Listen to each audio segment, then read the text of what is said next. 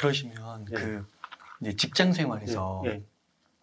그 임원 그리고 또 나와서 제2의 창업 뭐 이런 식으로 해서 커리어를 이어가는 것 외에 이제 그 방법이 좀 안 되는 경우에는 회사를 다니면서 뭔가 이제 재테크를 좀 해야 될 것 같은데. 예. 예. 왜 재테크를 해야 되냐면요. 사실 근로소득자가 이 근로소득 직장에 다니면서 근로소득자들이 좋았던 시기가 언제냐면 경제 성장이 높았던 시기예요. 그러니까 산업화가 이루어지면서 경제가 막 10% 이상 성장할 때 이때가 가장 좋은 근로생활하는 시기예요. 네. 근데 지금은 어, 경제 성장률이 1%밖에 안 되잖아요. 저성장. 네. 저성장 시대는 근로자들이 임금 인상률이 높아갈 수가 없잖아요. 그렇다면 임금 인상은 안 올라가는데 다른 것들이 막 올라가잖아요. 자산 가치, 물가, 자산 가치 올라가는데 임금은 안 올라가고. 이러다 보면은 재테크 이외에 다른 월급만 가지고서 생활한다는 건 불가능하잖아요. 그러니까 이미 그런 시대가 된 것 같아요. 이 첫 스타트점이 제가 보기에 IMF 이후부터 시작이 됐고요. 이 팬데믹 이후에는 거의 이렇게 간다고 보면 될 것 같아요. 그래서 직장을 근로 생활을 하더라도 이때는 팬데믹 이후에 직장 생활을 한다 그러면 재테크는 선택이 아니라 필수인 거예요. 저희 때는 선택이었어요. 저희 때는 선택이었는데 지금은 재테크가 필수예요. 필수. 그래서 재테크하는 법들을 잘 알아야 돼요. 그게 동공부의 직장의 동공부의 첫 번째 부분인 것 같아요. 재테크하는 법은 어떻게 할 건가. 근데 대부분의 보면 직장에는 건 월급만 받아온 것만 열심히 하잖아요. 그러니까 일만 열심히 해서 월급만 받겠다는 생각으로 그렇게 열심히 하는데 그 한계가 분명히 닥치게 돼 있거든요. 그래서 돈 버는 소득, 그다음에 돈을 쓰는 지출, 돈을 쌓아가는 저축, 그다음에 돈을 갖다 다른 사람한테 빌릴 수 있는 대출, 그리고 돈을 갖다가 불리는 투자, 이거의 과정들을 잘 알아야죠, 직장인들. 일도 잘해야 되고 그것도 알아야 되고 좀 피곤하긴 하겠네요. 피곤하죠. 근데 피곤한데 사실 공부하다 보면은 당연히 해야 될 것 같다 안 한 거지. 당연히 해야 될 것들이에요. 저도 글을 쓰면서 그걸 느끼게 됐어요. 그 전까지는 저는 다 하나도 몰랐어요. 그러니까 지출도 내가 쓰고 있는 지출 중에 가장 큰 지출이 세금이라는 걸 공부하면서 알았어요. 그러니까 내가 쓰고 있는 지출 중에, 그러니까 내 주머니에 돈이 빠져나가는 거, 내가 벌어놓은 소득 중에 빠져나간 것 중에 가장 많은 게 세금이더라고요, 보니까. 근데 이 세금 관리에 대한 것들도 돈 공부를 통해서 좀 알아야 되는데, 이런 부분들이 직장인들 하면서는 다 전무해요. 심지어는 연말정산하는 것도 이게 내 돈을 미리 줬다가 나중에 받는 건데, 그 몇 푼 받는 거 가지고 막 고맙다고 생각하고 그래 살아가는 게 월급쟁이들이잖아요. 뭐 13월에 월급이라고 하면서. 그냥 쓰는 거죠. 보너스. 그러니까 그런 어리석은 경제적인 무지를 가지고서 살아가면은 앞으로 팬데믹 이후의 세상을 살아갈 때는 근로자가 그렇게 살아가서는 힘들 것 같아요. 그래서 재테크는 선택이 아니라 필수라고 저는 생각합니다. 그러니까 이게 사실 그 창업을 한번 해본 분들, 개인 사업자든 법인 사업자든 그런 분들은 책임이 되게 어쩔 수 없이 되게 빠삭해지잖아요. 그렇죠. 그 운영을 하면서. 그러니까 진짜 요즘에는 창업이 또 제일 필수라고 하는 그런 것도 참 이 시대가 많이 바뀌었다는 것도 느끼는 것 같고. 맞습니다. 네. 그러면은 그 말씀하실 때 그 내 집 마련 그 관련해서 내 집 마련을 이제 어떤 분들은 옛날에도 어려웠고 지금도 어렵고 이렇게 말씀하시는 분들도 있어서 뭐 그때나 지금이나 거의 비슷하다 뭐 이렇게 말씀하시는 분들도 있잖아요. 근데 이제 또 그때는 근로소득으로 임금이 많이 올라가고 근데 지금은 별로 안 올라가고 그럼 다른 거 아닌가요? 다른 거죠. 근로자로 살기는 예전이 좋았어요. 그래요. 근로 살기는 진짜 저희 때, 저희 이전에 특히 58년 개띠들 이때가 산업화 세대라고 하잖아요. 저희는 이제 민주화 세대 해가지고 민주화 세대이고요. 저희 이전에 이제 산업화 세대들은 신장률이 그 경제 성장률이 두 자릿수였잖아요. 10% 이상이 성장했는데 10% 이상이 성장한다는 얘기는 무슨 얘기냐면 일자리가 막 널려 있는 거예요. 일자리가 널려 있으니까 그 일자리 그냥 저희 윗세대들은 그냥 대학만 나오면 그냥 바로 취직됐고요. 취직돼가지고 그냥 버티고만 있으면 진급했어요. 왜냐하면 그 회사가 점점 커져가면서 자리들이 많이 남아니까 자리에 올라가면 되는 거예요. 남만 버티기만 하면. 그러니까 예전에 직장 선배들이 해주는 얘기 중에 가장 큰 충언이 뭐냐면요. 친구가 참아라. 버티면 된다. 이건 산업화 세대. 아, 그냥 커지는 거군요. 네, 그 커지는 환경이. 거죠. 그러니까 회사가 커지면 그 자리가 늘어날 수밖에 없잖아요.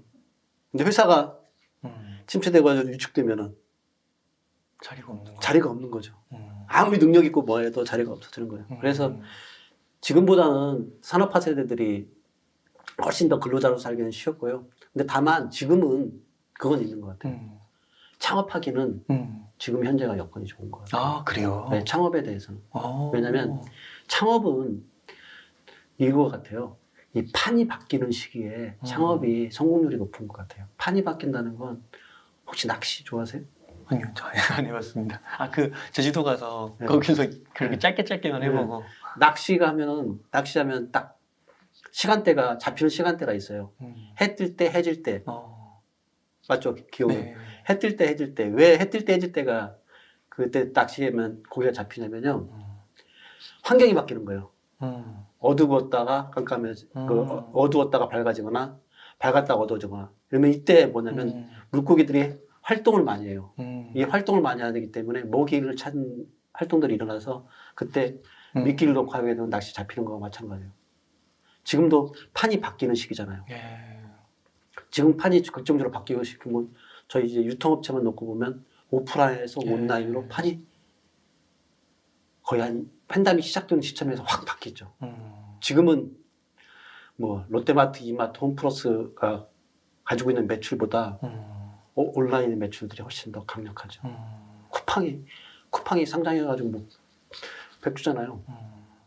그러니까 그런 일이 과거에는 상상할 수가 없었어요. 상상할 수 없는 거예요. 쿠팡이 지금 창업한 지가 지금 10년밖에 안 되잖아요. 12년이가 될 거예요. 12년 만에 100조의 회사를 갖다가 예전에 할 수 있었나요? 아, 그렇죠. 시가총액을 앞선 거죠, 전통 기업들이. 모든 기업들을 갖다 전통 기업을 다 앞서버렸잖아요. 뭐 외국 사례만 들더라도 그 마크 주커버그 같은 경우 지금도 마찬가지잖아요. 네. 지금 나이가 40도 안 됐잖아요. 네. 뭐 21살 때 창업해가지고 지금 이 성과를 만들어내는 거. 그러니까 이 판이 바뀌는 시기, 그러니까 온라인에서 오프라인으로, 아니 오프라인에서 온라인으로 판이 바뀌는 시기. 그러니까 인터넷이 되면서 실질적인 인터넷에 의한 디지털 세계에 대한 일들이 창업들이 이루어지게 되는 시기가 딱 벌어졌을 때 이때마다 돈을 갖다 벌 수 있는 사람들이 떼돈을 번 거예요. 뭐 그 가장 대표적인 예를 든다 그러면 서양도 마찬가지예요. 서양도 돈을 벌었던 때는 어떠냐면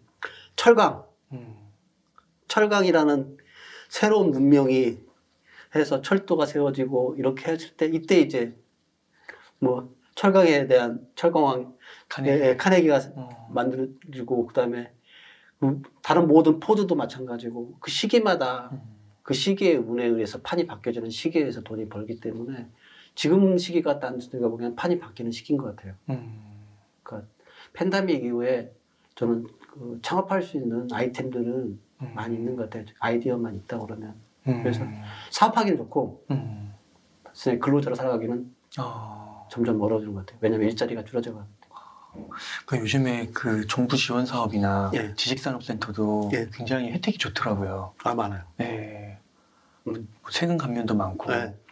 그러니까 이게 물론 이제 일자리가 없어서 젊은 세대분들이 힘들어하긴 하지만 그래도 어차피 삶은 살아가야 되는 거고 절망만 하고 있을 수는 없는 거고. 근데 또 과거와 현재를 이렇게 다 살아보시면서 느끼신 바로는 어떻게든지 또 길은 과거와 또 좋은 여건이나 기회는 있는 부분도 있다. 예, 맞습니다.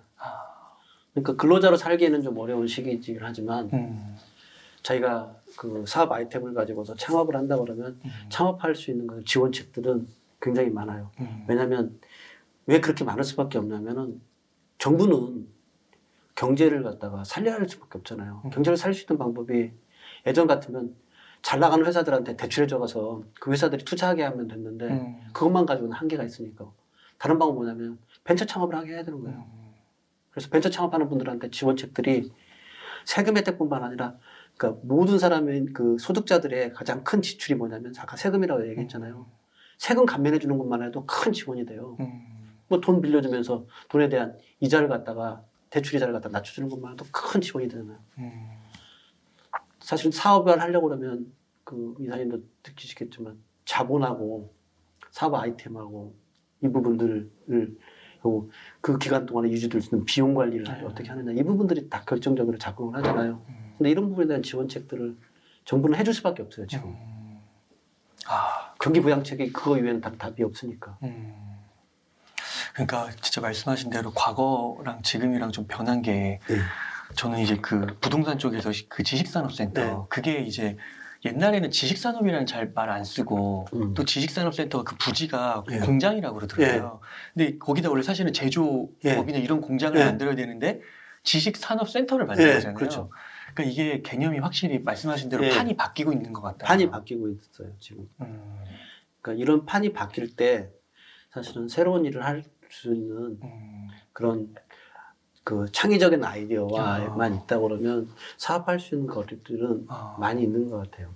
근데 그 저는 이제 좀 그거와 다른 얘기일 수도 있는데 이 얘기를 좀 드리는데 그 젊은 사람들은 일단은 어떠한 일이라도 일단 직업은 한번 좀 회사는 가져보는 건 반드시 필수 코스인 것 같아요. 그러니까 대학을 졸업하고 바로 창업하는 것보다는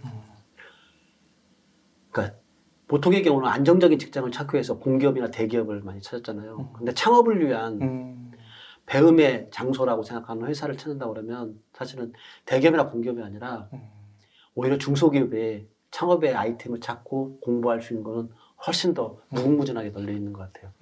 그래서 그런 데를 취업을 해서 거기서 배우면 좋겠어요. 이건 뭐 당신은 그렇게 살지 않았는데 당신은 그렇게 시대가 달랐으니까 당신은 그렇게 살지 않았는데 우리한테는 그렇게 요구하느냐 그런다 그러면 저는 제가 제일 사랑하는 제 아들한테 그렇게 얘기해요. 지금 굳이 그 대기업이나 공기업에 들어가서 그쪽에 취직하려고 너의 젊음의 시간을 갖다 다 허비할 게 아니라 중소기업에 들어가서 일을 배울 수 있는 그런 회사에 들어가서 배워서 스스로 창업할 수 있는 길들을 찾아봐라. 그게 훨씬 더 빠를 수 있다. 이런 얘기는 제 아들한테 직접 합니다. 그러니까 여러분들한테 그냥 어른으로서 그냥 그 꼰대 같은 얘기를 드리는 게 아니라 실질적인 현재 그 시대의 흐름을 가장 맞는 적합한 답인 것 같아요. 그러니까 저자님께서도 이제 그 말씀하신 대로 그 성장, 고속 성장 시기랑 또 저성장을 이렇게 시대적 상황이 어떻게 보면 지금 젊은 분들하고 다른 거니까 그리고 그 시대에 그거에 맞게 사셨던 거고 또 준비를 하셨던 거고 그래서 지금 이렇게 저성장 시대에 들어왔음에도 불구하고 계속해서 생존하시고 번영하시고 이렇게 되는 거니까 그런 그 맥락적인 차원에서 이해를 하시면 되게 좋을 것 같고 그러면 이제 여기에 덧붙여서 이제 여기 아들아 돈 공부해야 하는데 이 책에서 실질적으로 이제 부동산 투자 부분이 나오잖아요. 그 재테크 부분. 그래서 그 부분도 좀 한번 이야기해 주시면 너무 좋을 것 같아요. 그 일적으로 이렇게 커리어적으로 자기개발적으로도 이렇게 오셨지만 재테크적으로 어떻게 준비하셔가지고 좀 탄탄하게 이렇게 50억 자산가가 되실 수 있었는지. 이 얘기는 제가 다른 차원이라도 하면 늘 댓글에 달리는 게 있는데 제가 한 게 아니고 와이프가 있어요. 그래서 댓글에 늘 달리더라고요. 그래서 저를 초대할 게 아니라 와이프를 초대하겠다는 얘기를 드리는데 그러니까 저는 저와 와이프가 이걸 저는 경제적 속궁합이라고 그러는데 경제 속궁합이 잘 맞은 것 같아요.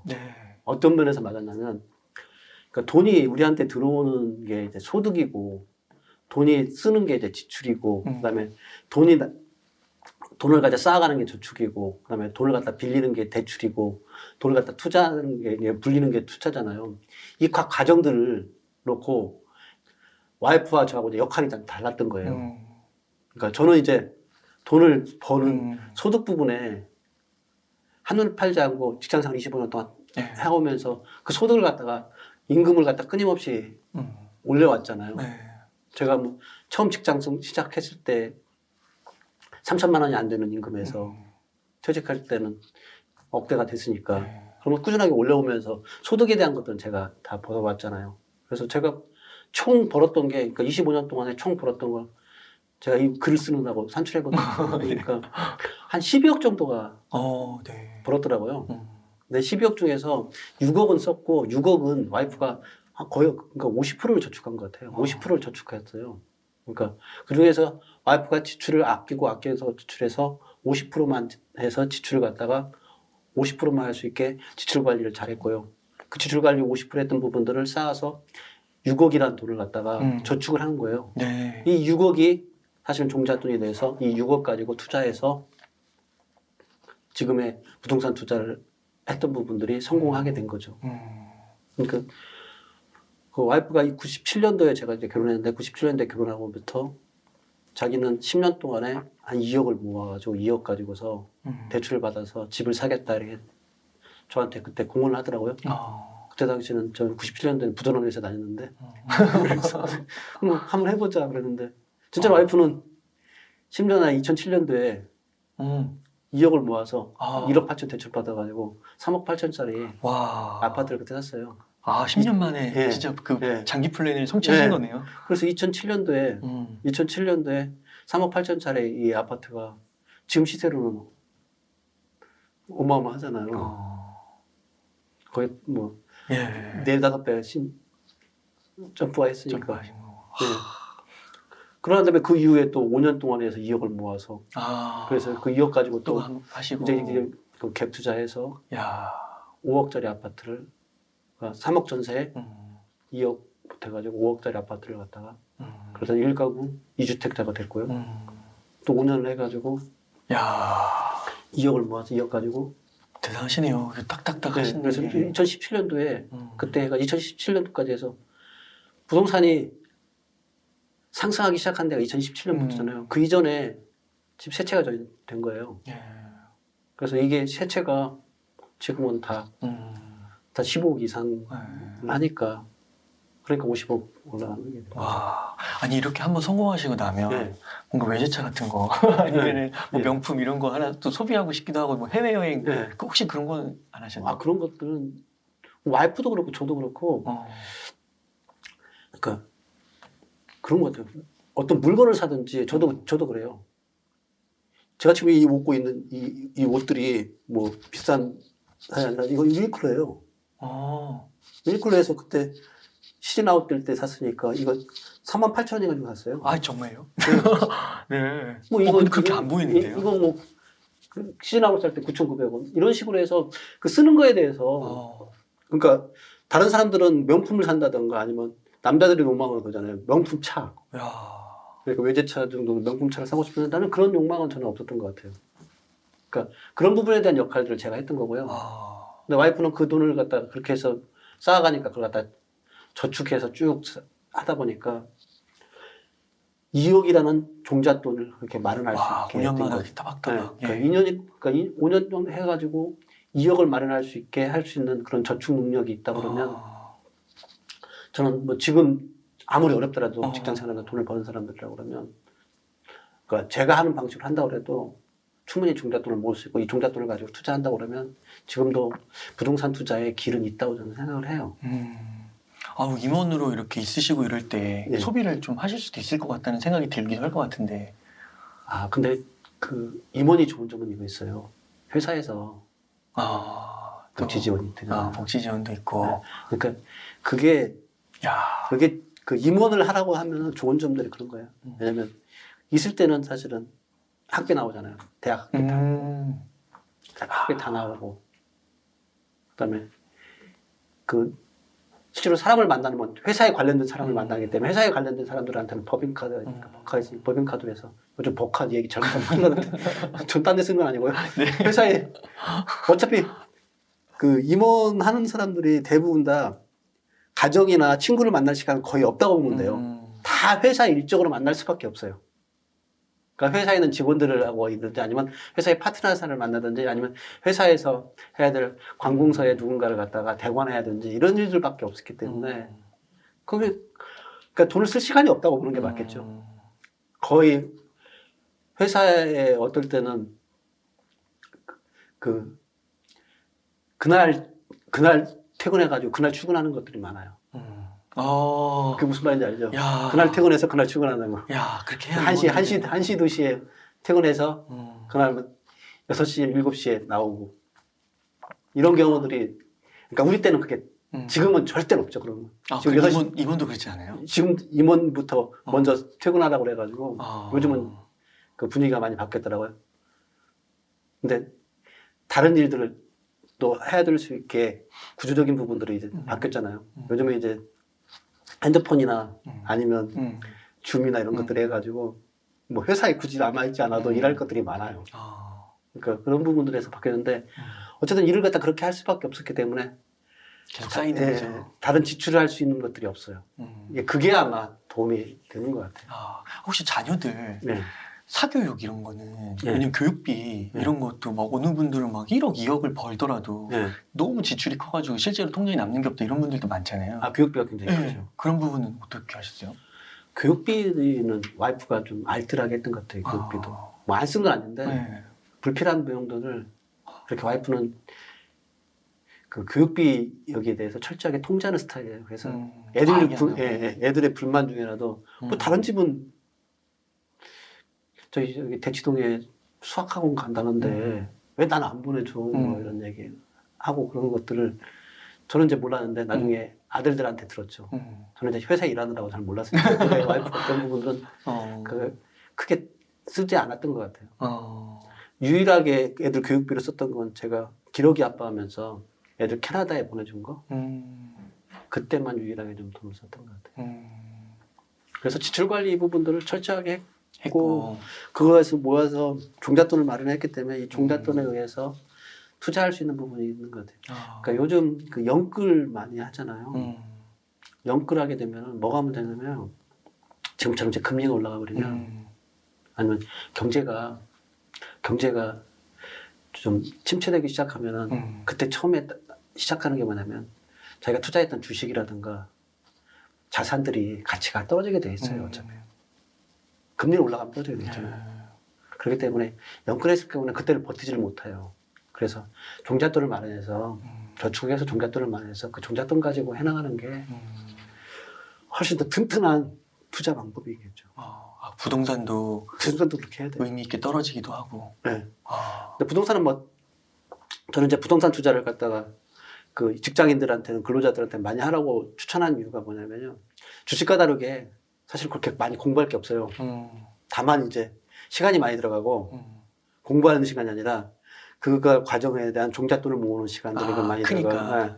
그리고 시간이 지남에 의해서 가치가 상승하기 때문에 뭐 떨어졌다가 올라갔다가 하는 거라도 올라가기 때문에 그 시간만 견딜 수 있게 구조화, 그러니까 그 자기 자본 구조를 구조화 시킬 수 있다 그러면 가장 수익률이 좋은 투자가 난 부동산 투자인 것 같아요. 직장인들한테.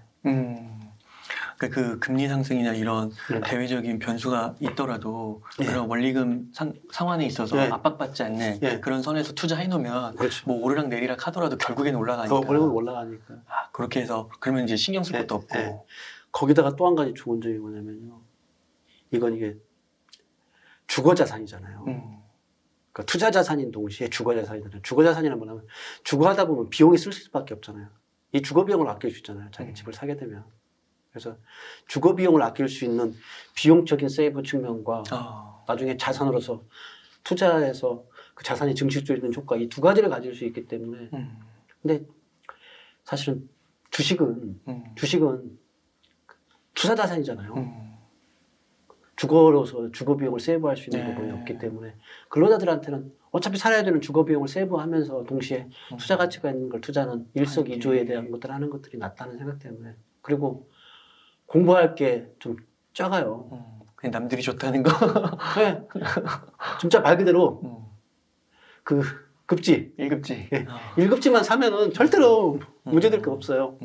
지금 문제가 되는 거는 좀 외곽 지역. 외곽 지역이고 그러니까 뭐 인구가 감소하고 그다음에 그 고령화되기 때문에 집값이 떨어질 거다. 집값이 떨어질 거다 그런다는데 집값이 떨어진다는 따로 정해져 있어요. 왜냐하면 지방은 소멸하기 때문에 지방에 대한 집값도 떨어지는데 수도권 중심으로 하는 대도시들은 집값이 떨어질 리가 없거든요. 우리나라가 인구 밀집도가 세계 1등인 거 아시죠? 예, 어마어마하더라고요. 우리나라 인구 밀집도가 세계 1등이에요. 1등이에요? 세계 1등이에요. 그러니까 도시국가 빼고 뭐 싱가포르나 이런 도시국가 빼고 다 1등이에요. 우리가 그 1km 1제곱킬로미터 안에 505명인가 되더라고요. 뭐 인구가 많은 걸로 예측되는 뭐 일본이나 이런 데들이 200명밖에 안 돼요. 그렇기 때문에 이렇게 인구 밀집도가 높다는 얘기는 기본적으로 땅 대비 많은 사람들이 살고 있다는 걸 의미하잖아요. 이 땅 대비 많은 사람이 살고 있는데 여기에다가 도시에 또 집중돼 살아요. 야. 이 도시는 그러면 어디냐? 도시의 땅값은 떨어질 수가 없잖아요. 서울 수도권은 더 붐비고. 네. 서울 수도권이 왜냐면 이 땅 내는 땅은 한정돼 있고 땅은 한정돼 있는 데에서 이 공간을 갖다 확장할 수 있는 방법은 뭐밖에 없잖아요. 이거 쌓을 가능은 없잖아요. 위로 올릴 수밖에 없는데 위로 올린 거에 대한 것들은 지금 재개발 다 제한이 걸려 있고. 공급 부족이네요. 네, 그러니까 공급 부족이 생기니까 그래서 집값이 오를 수밖에 없는 거예요. 서울은. 그렇구나. 그래서 지금 금리가 올린다고 하니까 발작이 일어난 건 지금 주식에서 발작이 일어났잖아요. 뭐 부동산은 떨어졌다고 막 계속 나오고 있는데 사실 떨어진 건 거의 없는 것 같아요. 근데 주식은 이미 발작이 일어나잖아요. 그래서 그 투자의 안전자산으로 저는 뭐 부동산 부분들은 근로자들은 하는 것들은 좀 추천을 합니다.